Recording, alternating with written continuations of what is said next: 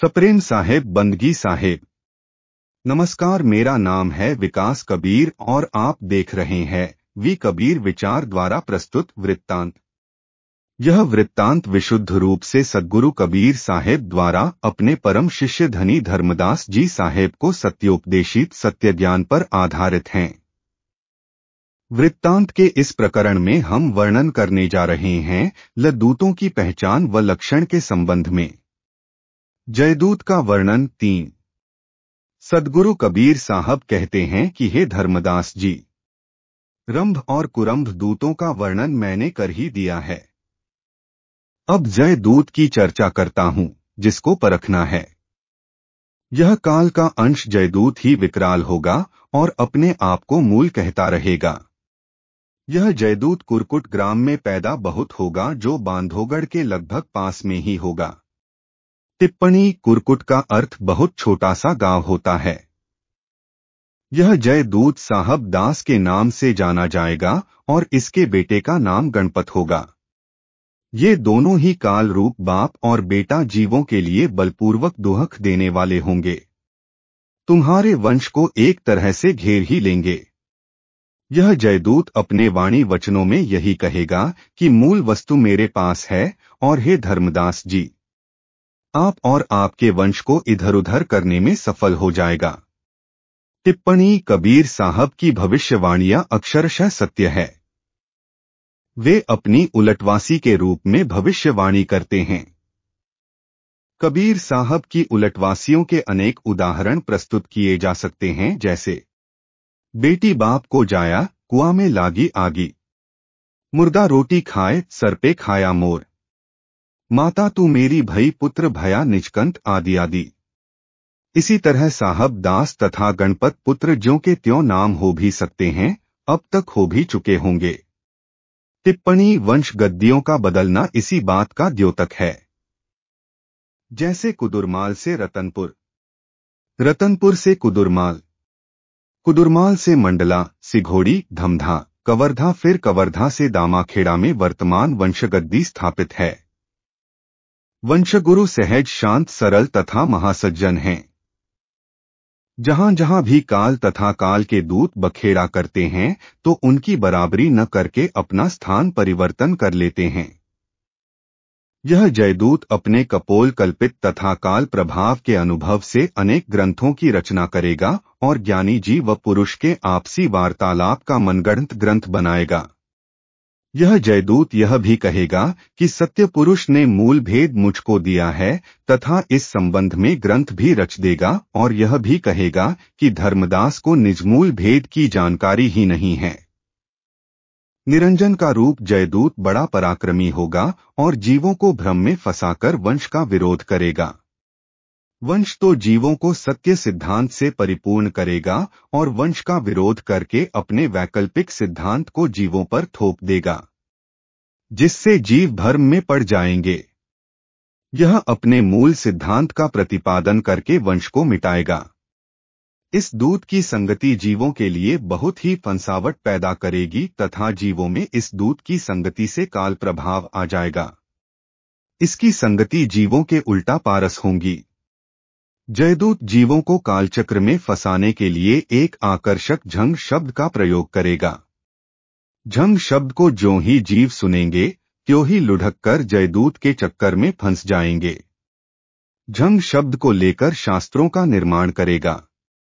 इसी कथनी में झंग शब्द की प्रधानता रहेगी।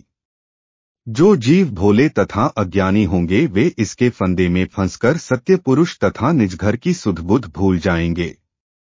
यह जयदूत जिस रजबिरज नीर से शरीर की उत्पत्ति होती है उसी को मूल तत्व कहकर अपना मत प्रचलित करेगा। जयदूत का मत काल रूप तत्व तथा काम रूप बंधन होगा और अपने नाम को गुप्त रखेगा। इसको मनोभाव काम रूप होगा। पहले अपने सिद्धांत को छिपाकर रखेगा और फिर अपने चक्कर में जीवों को फंसाकर तथा शिष्य बनाकर फिर वासनाबद्ध बातें कहेगा। पहले ज्ञान की बातें जीवों को कहेगा तथा अच्छी तरह ज्ञान की बातें जीवों को समझाएगा। फिर अपने फंदे में पूरी तरह जीवों को फंसाकर काल प्रणीत वासना में जीवों को प्रवृत्त कर देगा। यह जयदूत भोले भाले जीवों को अपने चक्कर में फंसाकर तथा फिर उन्हें पूरी तरह शिष्य बनाकर उन शिष्यों के घर में प्रवेश होकर नारियों से गलत व्यवहार करेगा। पहले यह काल रूप जयदूत जीवों को अपने चक्कर में फंसाकर शिष्य बनाकर ज्ञान चर्चा की बातें करेगा, परंतु उस ज्ञान चर्चा का अप्रत्यक्ष भाव कामवासना बद्ध ही होगा। तत्पश्चात वह जयदूत शिष्यों के घर उल्टे पुल्टे कार्य करेगा, जिसको व्यक्त करने में शर्म आती है। टिप्पणी: इस परम पावन सद्धर्म ग्रंथ में मैं ऐसी गलत क्रियाओं को स्पष्ट करना उचित नहीं समझता। पाठकगण स्वयं ही समझ लें। इस तरह की क्रिया करने का संकेत पूर्व प्रकाशित अन्य पुस्तक में दे दिया गया था। तब हमारे परम पूज्य पंत श्री गृंधमुनि नाम साहब ने दामाखेड़ा में उन पुस्तकों की होली जलवा दी थी। यह सब इस जयदूत का ही प्रभाव था। हे साहिब, हे हंस भक्तों, आप जयदूत तथा इससे प्रणीत साधुओं से सावधान रहें। यहाँ जयदूत की जो भी चर्चा होगी वह जीव बंधन के साथ साथ नर्क भेजने की होगी। जयदूत के ज्ञान का मूल ही जीव को नर्क में भेजना है। यह जयदूत बहुत टेढ़ा और कामवासना बद्ध प्रपंच रचकर अपना मत चलाएगा। अधिकतर जयदूत निरंजन के झांझरी द्वीप की ही कथा करता रहेगा और झंग अथवा स्पर्श झंकार शब्द का ही जीवों को ध्यान धरने का आदेश देगा। ध्यान योग में साधक अपनी आंखें, कान आदि द्वार बंद करके झंग शब्द का यदि ध्यान करेगा तो अनहद ध्वनि झंकृत होगी, और यह अनहद ध्वनि काल के स्थान से ही सुनाई देने वाली ध्वनि है और 5 तत्वों के परस्पर टकराने की ध्वनि ही है। जब ध्यान योग में सुरती भंवर गुफा में प्रविष्ट होती है तो 5 तत्व परस्पर टकरा जाते हैं, जिससे अनहद ध्वनि झंकृत होती है और कई तरह के रंग भी चित्रपट की तरह दिग्दर्शित होते हैं। ध्यान योग में जब साधक की सुरती भंवर गुफा में प्रवेश करती है तब 5 तत्वों का ही प्रकाश क्रमशः नीला, हरा, लाल, पीला व श्वेत रंगों से मिश्रित दिग्दर्शित होता है और अनहद ध्वनि बड़ी जोर शोर से साधक को भंवर गुफा से ही 5 तत्वों के परस्पर टकराने से सुनाई देती है।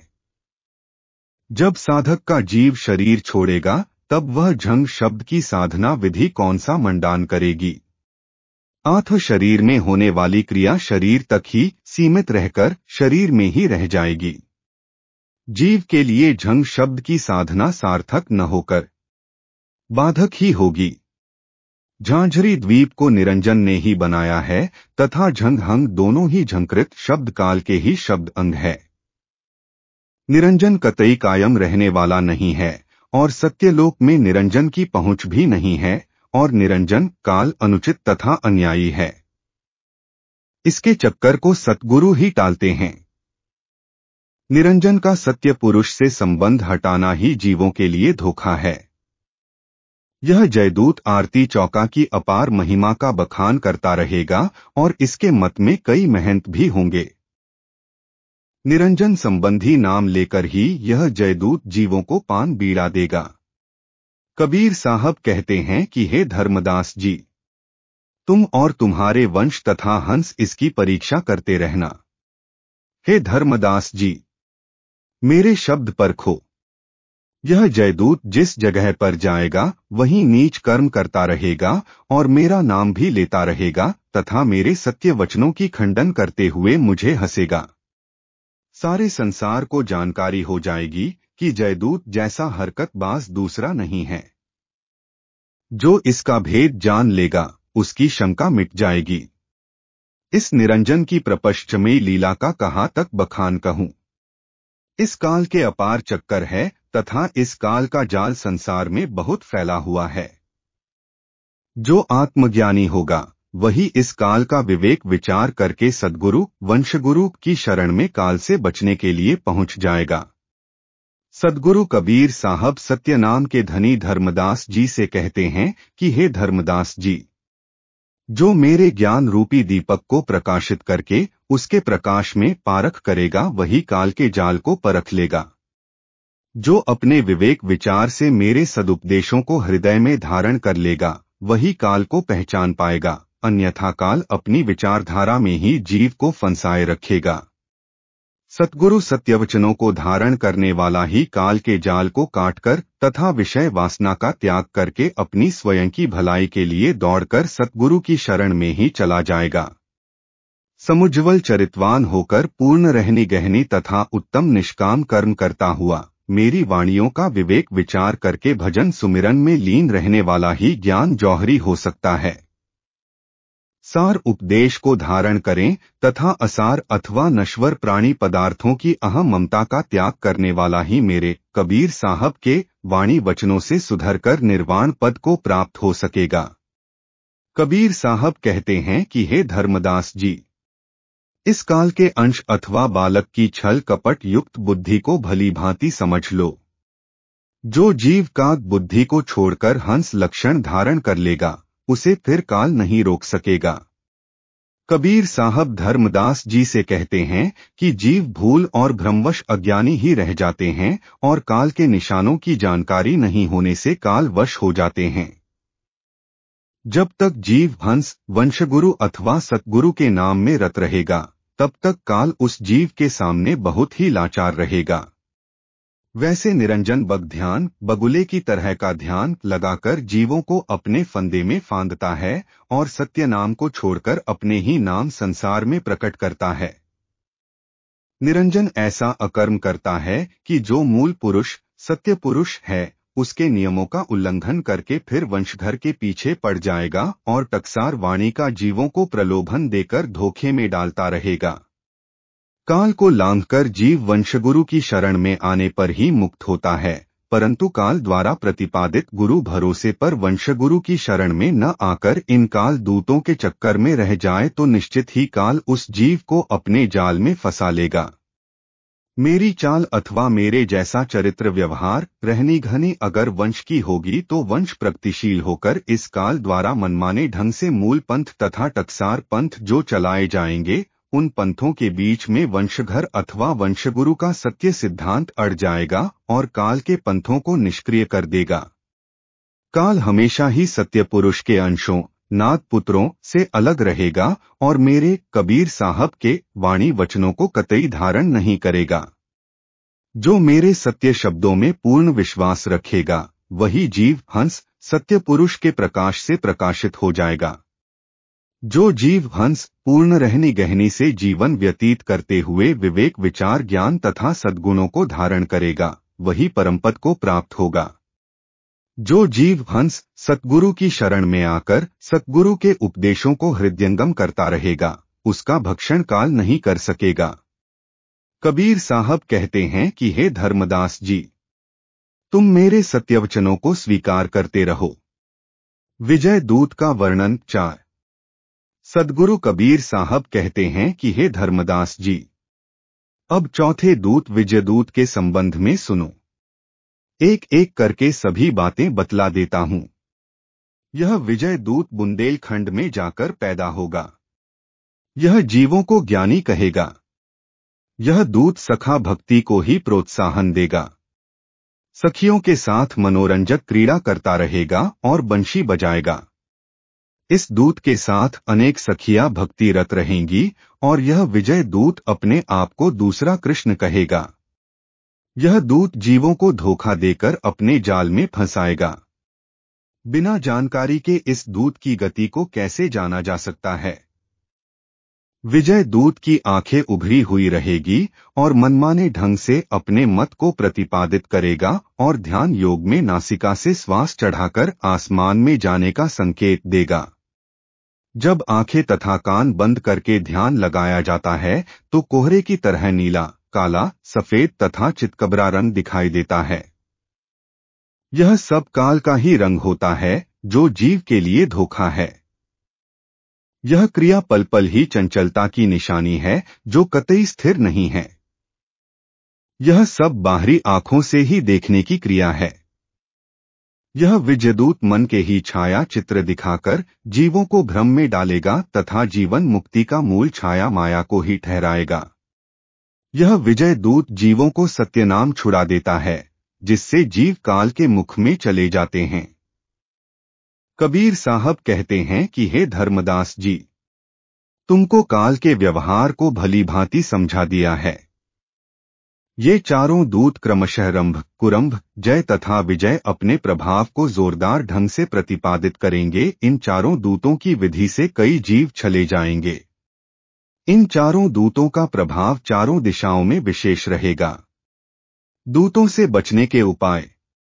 कबीर साहब धर्मदास जी से कहते हैं कि जो सतगुरु के दिव्य ज्ञान को हृदय में धारण करके दृढ़ विश्वास के साथ भक्तिरत रहता है, उसको काल नुकसान नहीं पहुंचा सकता। जैसे रानी इंद्रमती को मैंने पहले ही चेता दिया था। जब रानी समझ गई और मेरे सदुपदेशों को हृदयंगम कर लिया तथा हरदम सचेत रही, जिससे निरंजन उसे ग्रास नहीं सका। वृत्तांत के इस एपिसोड में इतना ही। इसके अतिरिक्त यदि आप इस विषय में अपनी कोई बात, राय या सुझाव हमसे साझा करना चाहते हैं तो कमेंट बॉक्स में अवश्य कीजिएगा। इन्हीं शब्दों के साथ बहुत बहुत धन्यवाद। सप्रेम साहेब, बंदगी साहेब।